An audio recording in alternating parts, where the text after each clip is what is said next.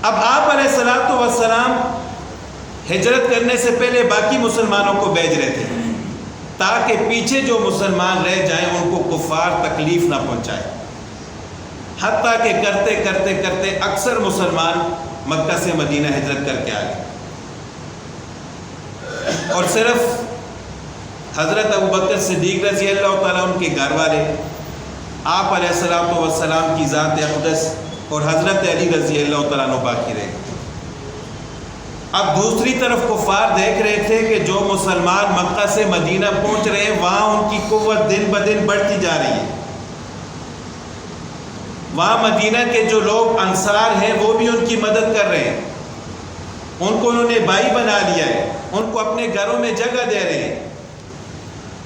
تو ایک وقت ایسا آئے گا کہ یہ تو ہمارے اوپر یلغار کر دیں گے۔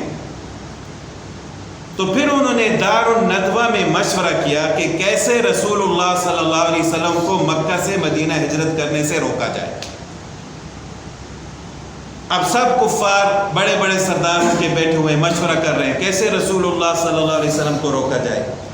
ایک آدمی نے مشورہ دیا کہ نعوذ باللہ رسول اللہ صلی اللہ علیہ وسلم کو زنجیروں سے باندھ دیا جائے۔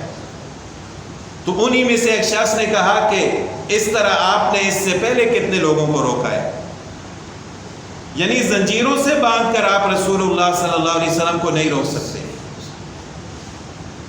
اتنے میں شیطان خود آیا وہاں پر انسانی شکل میں، ایک بوڑھے آدمی کی شکل میں، دروازے پر کھڑا ہوا۔ کسی نے پوچھا آپ کون؟ اس نے کہا کہ میں ایک نجدی شیخ ہوں۔ انہوں نے کہا کہ بوڑھا آدمی ہے، کوئی اچھا مشورہ دے گا، اس کو بھی ساتھ بٹھا لیا۔ اب جب سب نے مشورہ دیا تو آخر میں شیطان کی باری آئی، تو اس نے کہا کہ نہ تو آپ رسول اللہ صلی اللہ علیہ وسلم کو زنجیروں سے باندھ کر روک سکتے ہو، اور نہ ہی نعوذ باللہ کوئی ایک آدمی ان کو قتل کرے۔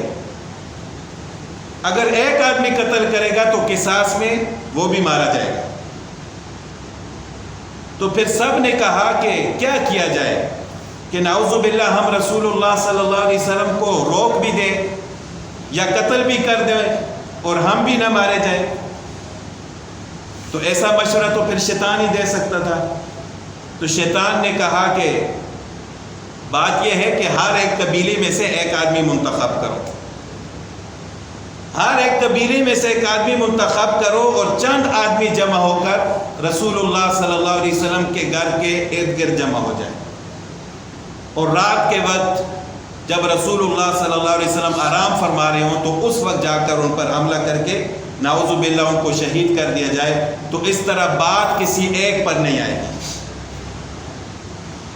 اس طرح بات کسی ایک پر نہیں آئے گی، اور نہ ہی کسی کو قصاصاً قتل کیا جائے گا۔